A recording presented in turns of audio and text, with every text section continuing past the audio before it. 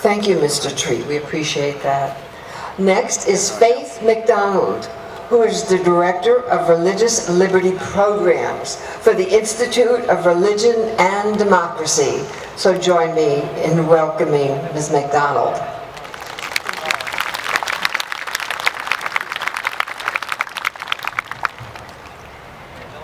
Good afternoon. I want to thank all of the organizers of this wonderful rally and all of you who are here participating, who support freedom for all people. I'm honored to be at the U.S. Capitol with you. The Institute on Religion and Democracy is committed to continuing to work for the human rights and religious freedom of all who are oppressed by the Chinese Communist Party. We condemn the violations of human rights perpetrated by the communist regime, including the oppression, persecution, imprisonment, torture, and the horrific crime of harvesting organs from Falun Gong practitioners and others in China. This annual rally is a powerful reminder of the terrible violations of human rights committed by the Chinese regime against Falun Gong, Chinese Christians, Uyghurs, Tibetans, human rights activists, and, as we have been reminded most recently by the escape of heroic Chen Guangcheng, millions of baby girls. Looking out upon all of you today, and there are so many of you, it reminds us, though, that you would be just a tiny fraction of the number of people persecuted by the Chinese Communist Party regime. And this rally is important because it reminds us that truth is a powerful weapon against evil. In fact, in the words of Jesus Christ, who I follow, the truth shall set you free.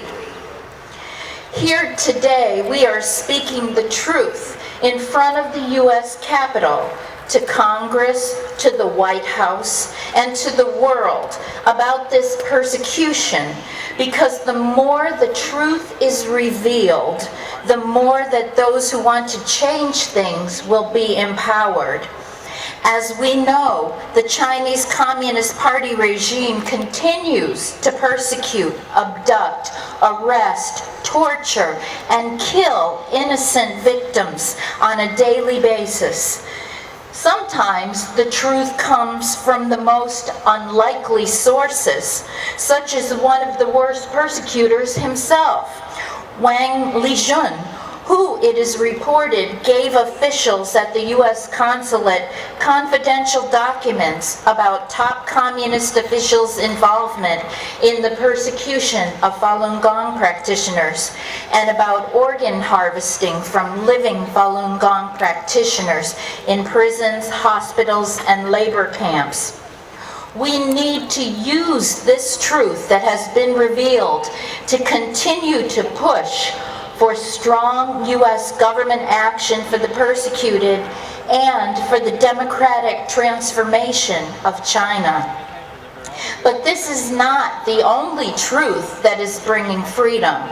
We are also here today to celebrate over 100 million Chinese who have quit the CCP.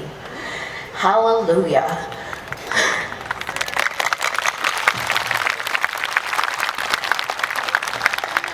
The Quit the Party movement is sweeping across China. How did these millions and millions of people become free from the Chinese Communist Party? They learned the truth about it, thanks to the amazing book, 9 Commentaries on the Communist Party. And that truth gave them the power to act. I think that the little book, 9 Commentaries, is going to wipe out Mao's little red book. Yeah. In a world world in which more and more people in more and more nations, particularly in the West, and even, I fear, in the United States of America, are being deceived about communism and socialism and are relinquishing their freedom and allowing the government to take care of them, you who know the truth about the lies, tyranny, and terror of communism are a shining light. I hope that you will speak the truth about this evil to your neighbors, your co-workers, your friends who have not experienced persecution and lack of freedom, and remind them how grateful they should be to live in a country where they are still free. Thank you for speaking the truth, and may you continue to grow and be blessed in your knowledge of the truth. Thank you.